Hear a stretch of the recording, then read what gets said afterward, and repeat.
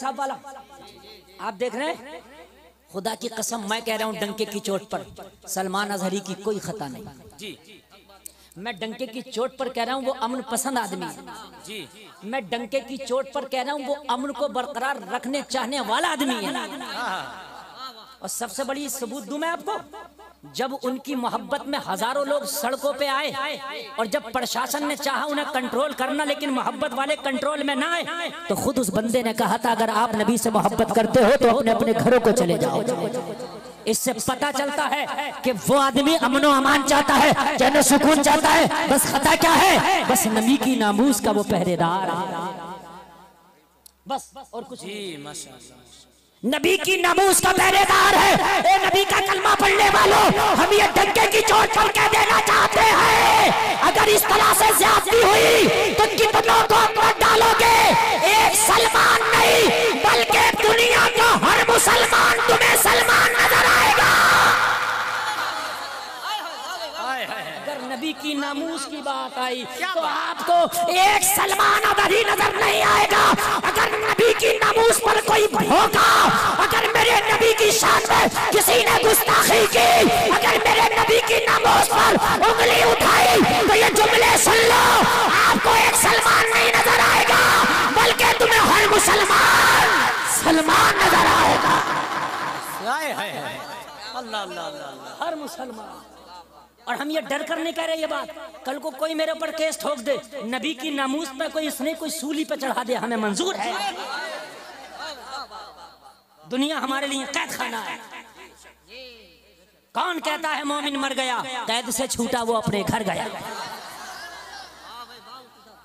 समझ रहे हैं आप यार, नबी की मोहब्बत में अगर हम ना बोल सके तो यार खुदा की कसम नाम मुसलमानों जैसे रख लिए, क्या फायदा। जब नबी की मोहब्बत की बात आए, नबी की नामूस की बात आए, खड़े हो जा करो जिस काबिल भी हो। क्या मुसलमानों तुम्हें शर्म नहीं आएगी मैदान महशर में अगर मेरे नबी ने तुमसे पूछ लिया, मेरी नामूस पर उंगलियां उठ रही थी, भौंक रहे तो कुत्ते मेरी नामूस पर, कि तुमसे मेरी नामूस के खातिर एक जुमला ना बोला गया, तो मेरे भाई जवाब क्या दोगे? मुझे बताओ जवाब क्या दोगे? क्या तुम उस मकड़ी से भी कमजोर हो गए? क्या तो हम कमजोर हैं, हम कमजोर हैं? क्या तुम उस मकड़ी से भी कमजोर हो गए? जब हिजरत की रात मेरे नबी अबू बकर को लेके मक्का से निकले हैं और मक्का के काफिर नबी के दुश्मन नबी का ताक़ुब कर रहे हैं, नबी का पीछा कर रहे थे, मोहम्मद अरबी को पकड़ो, पकड़ने के बाद में मारेंगे, मोहम्मद अरबी को छोड़ेंगे नहीं। लोगों जरा गौर करो, मेरे नबी चलते चलते, आपको मालूम है गारे सौर में मेरे नबी ने पनाह, मेरे नबी गारे सौर में तशरीफ ले गए। मेरे नबी जैसे ही गार के अंदर तशरीफ लेकर के गए, मक्का के काफिर पीछे पीछे आ रहे। लोगों जरा गौर करो, अंधेरा है, रात का आलम है, या तो परवरदिगार अपने महबूब को देख रहा है या नबियों का सरदार इस गार के अंदर जा रहा है। लोगों आशिक़े मुस्तफा हज़रत अबू बकर नबी के पीछे पीछे, लोगों जरा गौर करो जा रहे हैं। अब जरा गौर करना, मोहब्बत क्या तुम्हारी इतनी भी नहीं रह गई जब गार के अंदर नबी तशरीफ ले गए? जरा गौर करना, गार के अंदर नबी तशरीफ ले गए। अब कोई फौज नहीं है जो गार के दहाने पे तलवार लेके खड़ी हो जाए कि खबरदार नबी की तरफ तुमको नहीं आने दिया जाएगा। नबी के दुश्मन नबी के ऊपर आ रहे हैं, नबी की जान के प्यासे बन करके आ रहे हैं। आज कोई नहीं है, कलमा पढ़ने वाले भी चंद लोग हैं। लोगों गौर करो, बहुत सारा कोई कलमा पढ़ने वाला इज्तिहाम नहीं है कि आकर के खड़ा हो जाता, साथ में सिर्फ अबू बकर है। लोगों गौर करो, मक्का चलो, हथियार लेकर के आए। उस गार के दहाने पर एक छोटा सा कीड़ा बैठा था, छोटा सा कीड़ा, बहुत छोटा सा, जिसको तुम मकड़ी कहते हो, बहुत छोटा सा कीड़ा। जरा मोहब्बत से सुनो, अल्लाह, क्या तुम उस मकड़ी से भी कमजोर हो यार? है उस मकड़ी से भी कमजोर? खुदा की कसम हर बात में सोच लेना, लेकिन बात जब एक बात सुन लेना, हो सकता मैं मर जाऊं, मैं ना हूं, ये मर जाएं, आप मर जाएं, लेकिन एक बात जुमला याद रखना, मैदान महशर में बख्शिश तेरे अमाल की बुनियाद पर नहीं, सिर्फ मुस्तफा के इशारे की बुनियाद पर होगी। बेशक बेशक, वाह बहुत अच्छा। अपना तो ये ईमान है, अमल इसलिए कर रहे हैं कि शरीयत ने हुक्म दिया। अमल इसलिए लाजमी है कि शरीयत ने हुक्म दिया, ठीक है, लेकिन जन्नत मुस्तफा के इशारे पर मौकूफ है जी। जन्नत बोल, जन्नत मुस्तफा के इशारे पर मौकूफ है।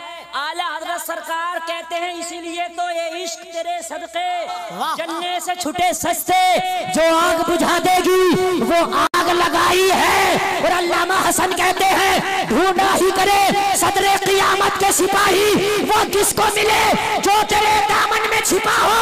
और बेदम शाह वारसी कहते हैं इतना तू करम करना ए चश्मे करीमाना, जब जान लबों पर हो तुम सामने आ जाना। दुनिया में मुझे तुमने जब अपना बनाया है, महशर में भी कह देना ये है मेरा दीवाना। नारे तकबीर, नारे रिसालत, मसलके आला हजरत, सर ज़मीने उनई। वाह वाह सुभान अल्लाह। क्या आला हजरत से ज्यादा नेक हैं आप? क्या अल्लामा हसन रज़ा खान से नेक हैं हम? क्या बेदम शाह वारसी से ज्यादा नेक है? क्या कलंदर जमाना डॉक्टर इकबाल से ज्यादा नेक है आप? अल्लाह अल्लाह अल्लाह। वो तो कह रहे हैं महशर में भी कह देना ये है मेरा, जोर से बोले ये है। उन्हें पता है काम जब ही चलेगा जब ये अपना दीवाना कह दे। हाय हाय हाय, इन्हें पता है काम जब ही चलेगा जब ये अपना ए बच्चों ए खामोशी ने खामोश रखो, बिल्कुल खामोश रखो, इस कौम को खामोश रखो।